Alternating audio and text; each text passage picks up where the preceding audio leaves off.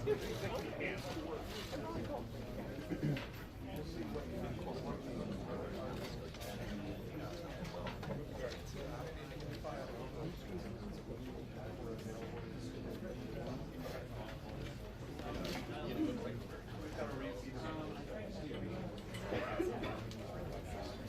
and gentlemen, I apologize. We're going to be starting a few minutes late. We're still waiting for some people to get here. In the meantime, could I get you all to silence your cell phones? And if you need to do a mic check or a white balance check before we start, let me know, and we will get that taken care of as well. Public officials want to bring it to the time we're supposed to see.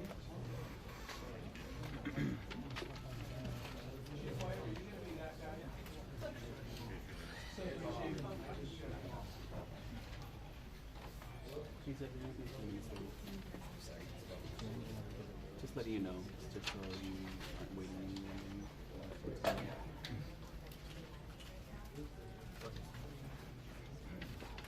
We're saving this space for you, so let's put you Yeah, and just make sure you stay by your phone. right there.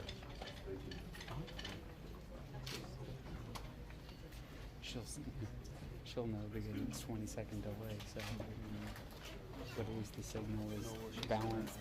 She wasn't going to take the light right now, but then we're going to stop and go and take the story and tell them. I don't know.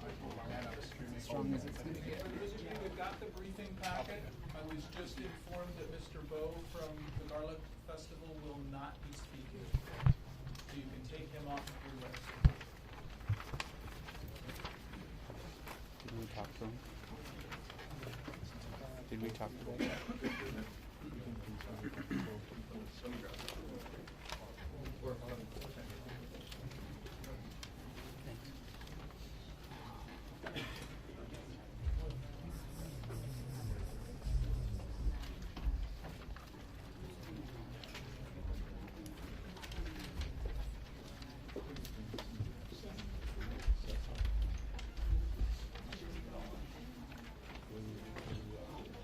Watch the wires. We don't want a medical call. Did you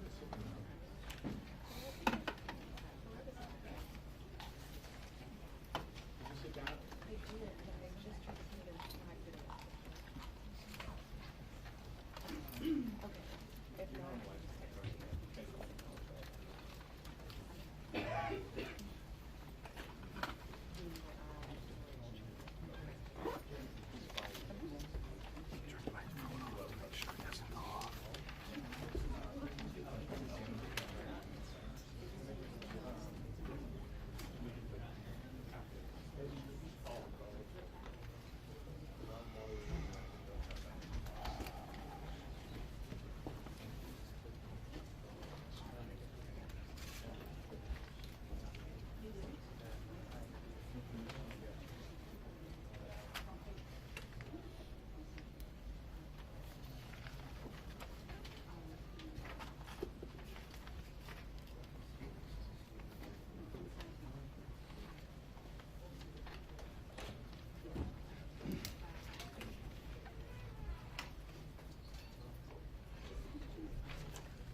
We'll be right back.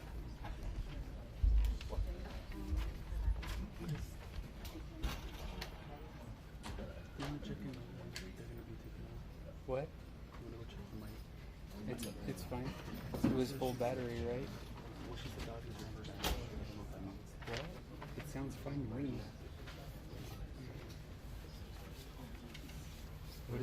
What does that mean? What does she mean bad?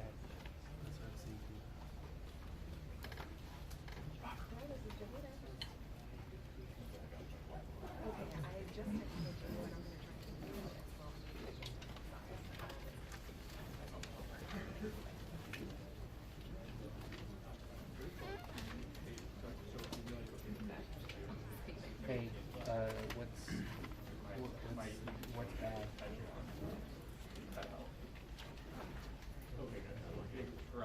No, it's the microphone. It's a wireless zone.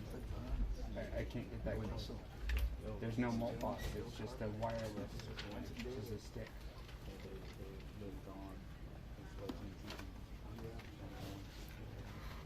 Okay. I guess it'll be what it is. Okay. I think they're coming in, so like.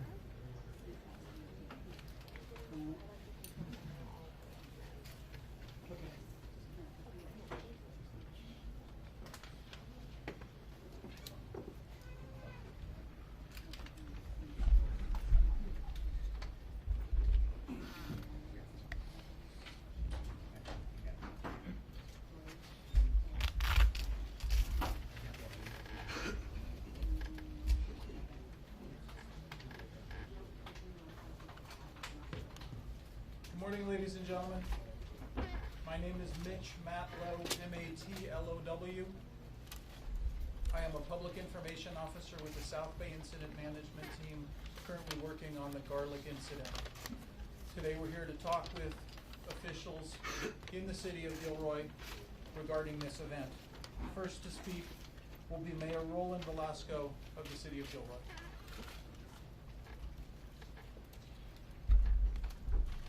Thank you all for being here this morning. One of my greatest honors in life was being elected mayor of this great community. And I can tell you that the people of Gilroy are strong, we're resilient, and during the course of this investigation, as law enforcement continues to research and investigate it, the Gilroy community will mourn, but we will get through it. On behalf of the community and the Gilroy City Council, I'm speaking to you today to provide a brief update on where we're at. Later on the agenda, you'll get additional information from our public safety personnel. As you know, yesterday afternoon, the city of Gilroy endured a tragedy that a very long night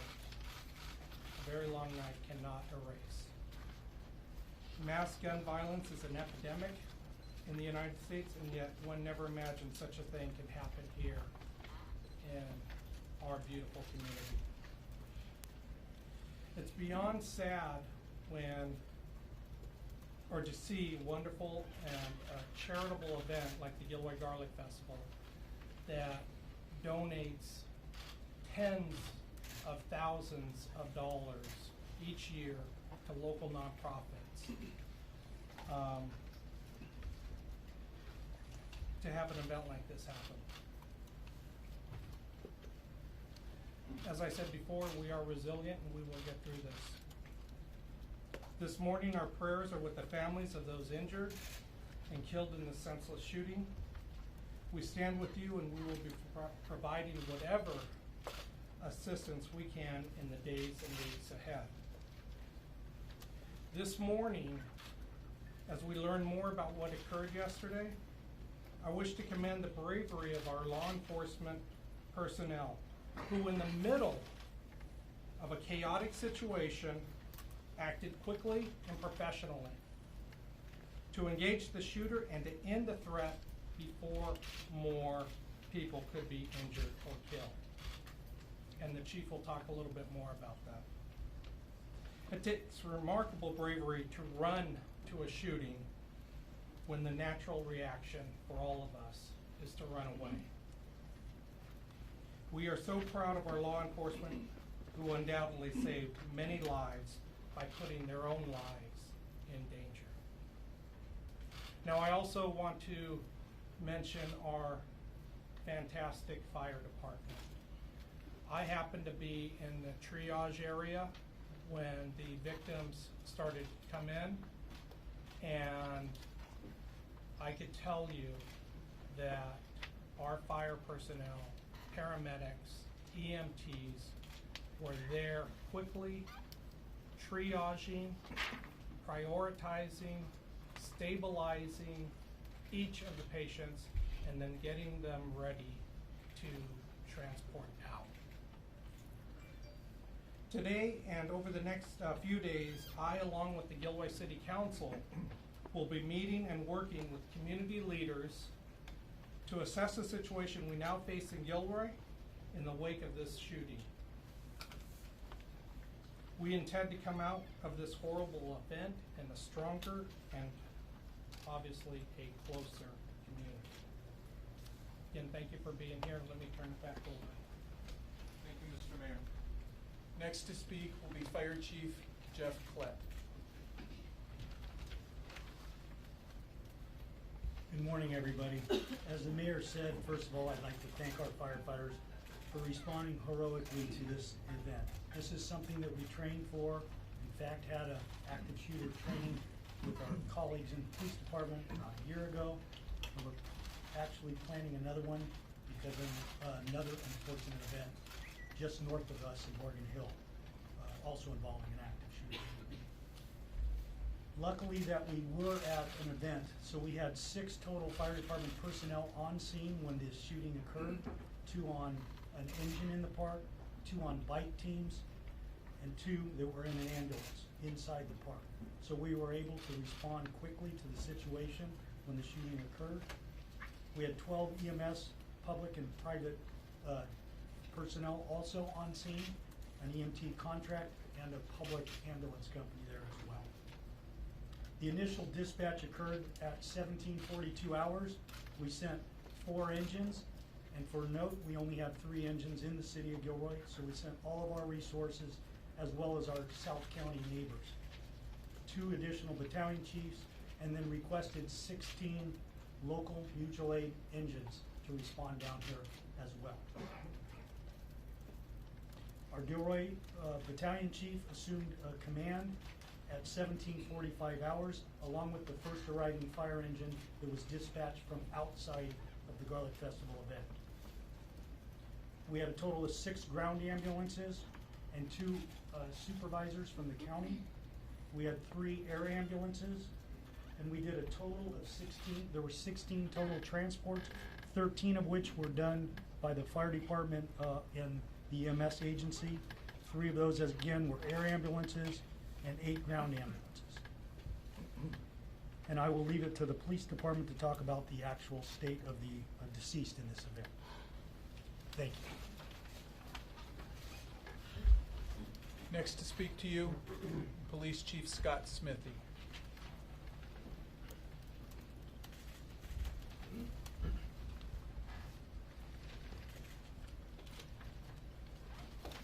So I'll reiterate what I said at the press conference last night, and I've got a few additional details. And then we'll also be planning an additional update, because I plan on having more information now that daylight's here and we're getting fresh resources in. So we'll try to put something together for you for later this afternoon.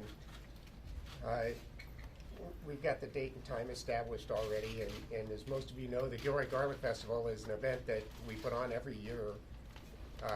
And we typically host between 80 and 100,000 people to our festival. It takes several thousand people a day volunteering to make this festival work. And so at the time that the incident occurred, you know, it was near the end of the final day. It was last night, Sunday. Questions that were asked, you know, regarding the security and the way that we manage and monitor it from a law enforcement and public safety perspective, is that we have police personnel on site the entire time of the festival. We actually create a police compound where we have a command center, a booking area, you know, all the things that you would need to run a major operation like this. The officers are deployed throughout the park, and they're assigned to different regions of the park, so they're spread out. We don't have officers all in one spot. When this call came in, the shots being fired, the closest team of officers responded immediately. They were there and engaging the suspect in less than a minute. The suspect was armed with an assault-type rifle, and he, as soon as he saw the officers, he engaged the officers and fired at the officers with that rifle.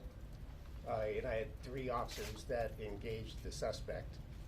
And despite the fact that they were outgunned with their handguns against a rifle, those 3 officers were able to fatally wound that suspect, and the event ended very quickly. Of course, then we had the aftermath of dealing with the victims and the EMS side of things. We put out a call for help. We had over 20 agencies, federal, state, county, and local agencies from all over that responded people down into our park. And it was just incredible to see the cooperation and how quickly they put this together and how quickly they were able to render aid to people. I can't tell you how proud I am of the officers for being able to engage this guy as quickly as they did, because we had thousands of people there in a very small area, and it could have gone so much worse so fast. And so I'm really proud that they got there as quickly as they did, and that they were successful in taking the threat out of the equation. We do have 3 people deceased, confirmed deceased. We have one who was a 6-year-old male victim. We also had a 13-year-old female victim, and then we had another male victim in his 20s. We don't have a motive for the shooting as yet. We did have reports of a potential second suspect. We don't have any confirmation that any second suspect did any shooting, but we certainly are investigating all leads to try to determine who that potential second suspect is and what exactly that person's role was. We found out, some of the federal agencies helping us out. We found out that the rifle that this suspect used was an SKS. There's a AK-47 type assault rifle. It was purchased legally in the state of Nevada on July the 9th of this year. And reports have been going out of potential suspect. And I will confirm that the suspect is the person that several news media have been inquiring about, Santino William Logan, who is 19 years old. And I say that name with some hesitation because I don't believe that somebody like this deserves the notoriety or the recognition, but I also understand that you all, want to have some confirmation of that.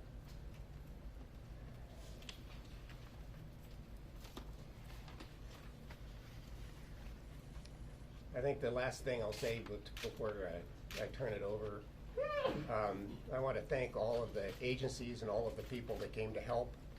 I don't even know how many people, but there was a lot. And when we put out the call for help, they came. Because it's such a large crime scene, the FBI has come in and offered some assistance, and we've accepted that assistance because of the size of the area that we need to cover. And so before we open it up for questions, I'm going to have them come up and talk a little bit about their role and how they're helping us with this case, and then I'll come back up.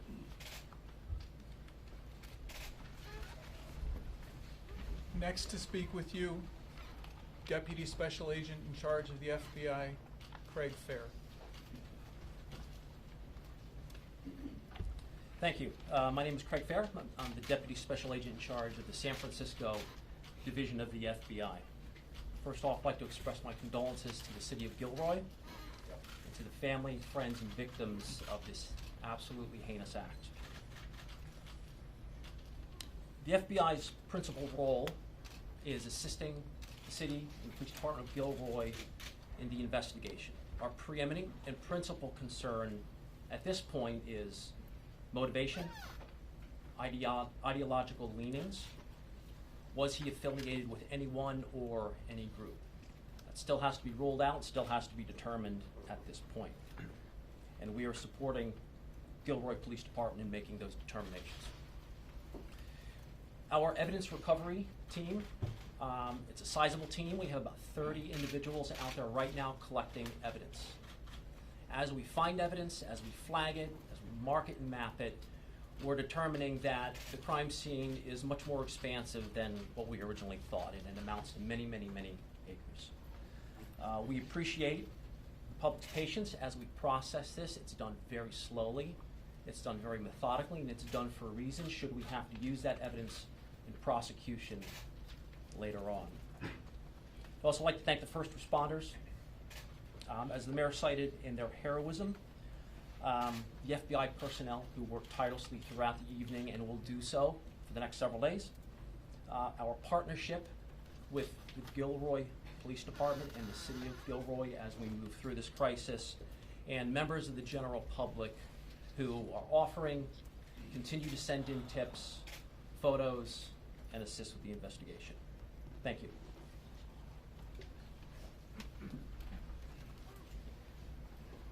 We will now take a few questions. I ask that you direct your questions to me, and we will put them to the correct person. I saw that hand go up first. Maybe, probably for the chief, but you talked about the potential of another suspect. Do you believe there's somebody else out there, or is there the potential that those were erroneous reports and that they thought they saw somebody who might not do that?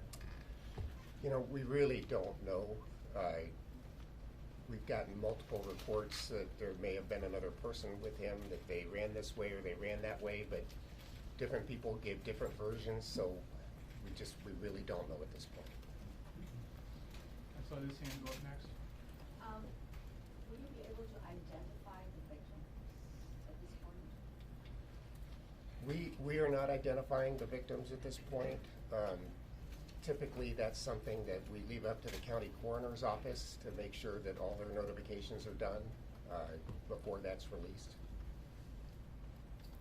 The gentleman in Joshi, two questions for you. Had your officers not acted quicker, would there have been more bloodshed? And were those officers wearing body cameras? So the answer to the first question is there absolutely would have been more bloodshed, I believe. With the number of people and the small area that they were in, I think it's very, very fortunate that they were able to engage him as quickly as they did. And then the second part of the question is our officers do wear body cameras. Who was at the moment that this happened and who's had them on or what, I don't have that information yet, but we will get that as we move forward in the investigation. gentleman with the mustache. Chief, could you give us a rough idea, sort of a laundry list of the type of evidence you are trying to gather? Because I know you want to try to find out what the motivation was. What type of things are you and other law enforcement agencies trying to gather to help try to figure out what triggered all this? Well, there's a number of different aspects of an investigation like this, and we have partners from all different agencies. So, whether it's information concerning the suspect, whether it's information concerning this potential second person, there's a very, very large crime scene that needs to be processed diligently. There's all kinds of background information that we need to process. It's going to be a very prolonged and complicated process for us. Can you give us, though, as a follow-up, can you give us some idea of things you're looking at? I'm guessing maybe computers, the types of people you're talking to try to learn more about him? Yeah, I am not comfortable at this point because I don't have enough of a detail of that level of briefing to comment on that. I may be able to do that later. Okay. Today. The gentleman with the blue shirt under the TV set. Yeah, I don't know if it's too early, but at this point, have you spotted any red flags in his social media, and is there any I am not ready to comment on that yet. I don't have that level of detail either. Are you familiar with him? We were told he was from Gilroy. Did he have a record, anything along those lines? And also, was he the one who purchased the gun legally from Nevada? As far as his local background, again, I'm not ready to comment on that. My understanding that he is the one that purchased the weapon in Nevada. We had seen that he had moved to Nevada. Can you confirm if he was living in Nevada? Do you know what brought him there? And then how long had he been back in California before this incident happened? I don't have that information yet. I think he was living with family members, but he's originally from Gilroy. I don't yet know how long he was in Nevada or how long he'd been back. One last question. Many people had to rush away, obviously, from the fairgrounds. What do you tell people who are maybe wanting to return? And then the second question is, since this is an ongoing investigation, how secure is the fairgrounds and the surrounding area? Yeah, well, I would say that it's very secure. We have quite a large number of personnel out establishing a perimeter around the area because we have to do the evidence processing. There are people that were at the festival that literally ran away and left their belongings, and we have vehicles and there's vendor tents and whatnot. We can't allow them back in until we finish with the evidence processing portion of this. So we have a team that's set up to help assist those people to provide some support until we can get them back to their belongings. Chief, can you talk about the victims? They were so young. We have 3 people under the age of 22 children. We talk a lot about the suspect here, but can you speak to it, all these young lives being lost and maybe even what they were doing at the fairgrounds? Well, I think any time a life is lost, it's a tragedy. But when it's young people, it's even worse. And it's very difficult. I don't know that I don't know what, if any, association there is. It seems that this was a random act, but again, we've got a long way to go before we can come to a determination what his motivation was. That's all the questions we're gonna take for now.